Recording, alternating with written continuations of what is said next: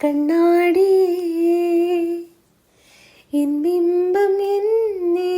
போல் இல்லையே உன்னில் என் வானொலியே